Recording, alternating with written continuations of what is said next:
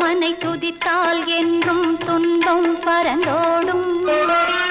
தர்மம் காக்கும் தாயும் அவளை தரிசனம் கண்டால் போதும். துர்க்கை அம்மனை துதித்தால் என்றும் துன்பம் பறந்தோடும். தர்மம் காக்கும் தாயும் அவளை தரிசனம் கண்டால் போதும். கர்ம வினைகளும் ஓடும், சர்வ மங்களம் கூடும்.